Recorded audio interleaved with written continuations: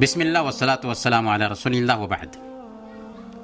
ایک بھائی نے پوچھا ہے کہ سیرت میں ایک واقعہ آتا ہے کہ ایک عورت تھی جو اللہ کے نبی صلی اللہ علیہ وسلم کے گھر میں کچرا پھینکتی تھی۔ اللہ کے نبی صلی اللہ علیہ وسلم ایک دن وہ بیمار پڑتی ہے تو اس کی عیادت کے لیے جاتے ہیں تو اسلام قبول کر لیتی ہے۔ یہ کیسا واقعہ ہے، صحیح ہے یا نہیں صحیح ہے، اس کے بارے میں بتائیے۔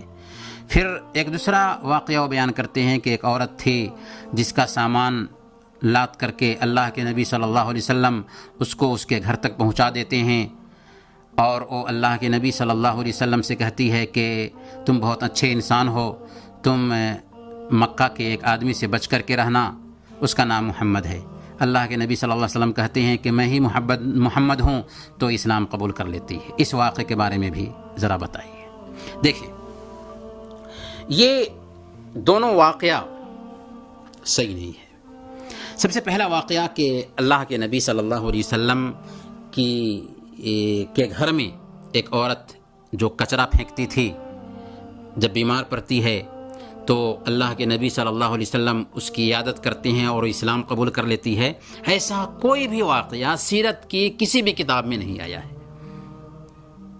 لہذا اس قصے کی کوئی حقیقت نہیں ہے، اس واقعے کی کوئی حقیقت نہیں ہے۔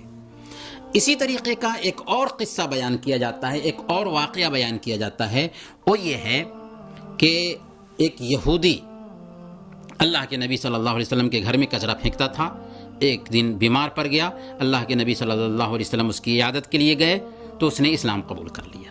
یہ قصہ بھی صحیح نہیں ہے، غلط ہے۔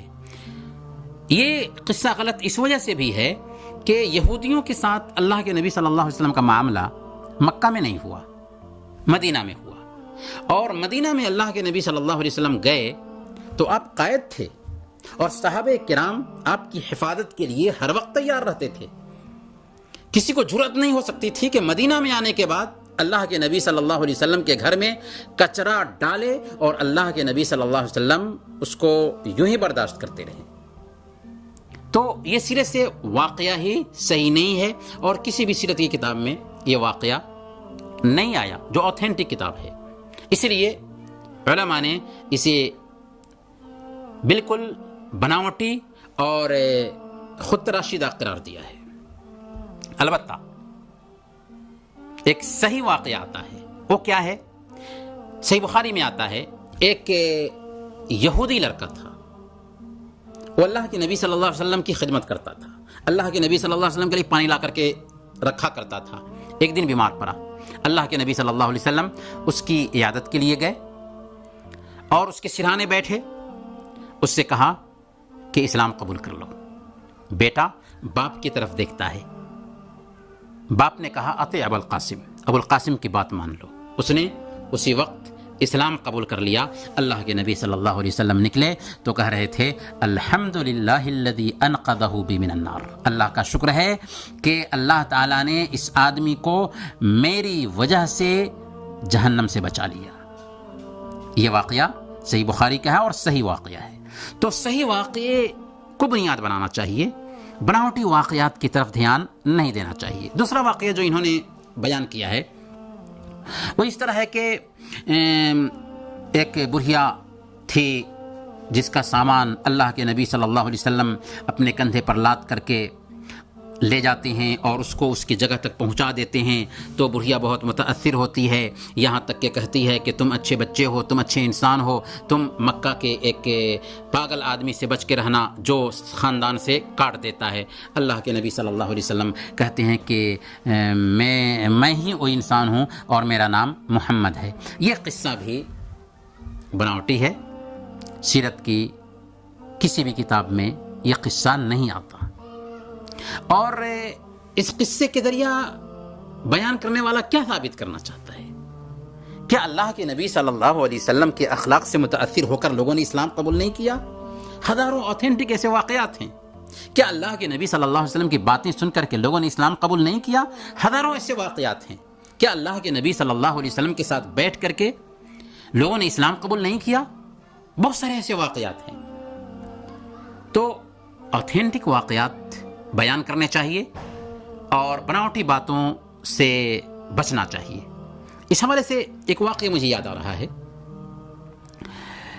ضماد ازدی شنوا کا رہنے والا تھا۔ مکہ آیا تو مکہ کے خبیث میڈیا نے کان بھرنا شروع کر دیا ضماد ازدی کا کہ تم مکہ جا رہے ہو نا، تو ایک پاگل آدمی ہے، اس کا نام محمد ہے صلی اللہ علیہ وسلم، اس سے بچ کر رہنا کیونکہ وہ سماج سے کاٹ دیتا ہے۔ ضماد ازدی جب خانہ کعبہ کا طواف کرتے ہیں اور اس سے فارغ ہوتے ہیں تو ان کے اندر یہ احساس پیدا ہوا کہ میں تو پاگل پن کا، آسیب وغیرہ کا علاج کرتا ہوں، اگر ایسا کوئی آدمی ہے اور اللہ تعالیٰ نے مجھے یہ صلاحیت دی ہے تو کیوں نہ میں جا کر کے اس کا علاج کروں۔ چنانچہ ضماد ازدی اسی مقصد کے تحت اللہ کے نبی صلی اللہ علیہ وسلم کے پاس آتے ہیں اور اللہ کے نبی صلی اللہ علیہ وسلم سے گزارش کرتے ہیں کہ میں نے سنا ہے کہ آپ کو آسیب کی بیماری ہو گئی ہے، پاگل پن لاحق ہو گیا ہے، میں اس کا علاج کرتا ہوں، دیجئے میں آپ کا علاج کر دیتا ہوں۔ اللہ کے نبی صلی اللہ علیہ وسلم خطبۃ الحاجہ پڑھتے ہیں۔ ابھی کچھ بات نہیں کی تھی آپ نے، خطبۃ الحاجہ پڑھتے ہیں۔ خطبۃ الحاجہ کا سننا تھا کہ اس نے کہا کہ دوبارہ پڑھیے، دوبارہ پڑھا، کہا کہ سبارہ پڑھیے، 3 مرتبہ۔ جب اس نے سنا تو اس نے کہا کہ میں نے شاعروں کی بات سنی، کاہنوں کی بات سنی، لیکن میں نے اس کلام کے جیسے کوئی کلام نہیں پایا، یہ تو فصاحت و بلاغت کے اعلیٰ معیار تک پہنچا ہوا کلام ہے۔ پھر اس نے اسی وقت کہا کہ آپ اپنا ہاتھ بڑھائیے، میں آپ کے ہاتھ پر اسلام قبول کرنا چاہتا ہوں۔ یہ ایک واقعہ نہیں ہے، ایسے ہزاروں واقعات ہیں۔ لوگوں نے اللہ کے نبی صلی اللہ علیہ وسلم کے اخلاق سے متاثر ہو کر کے، آپ کی بات سے متاثر ہو کر کے اسلام قبول کیا۔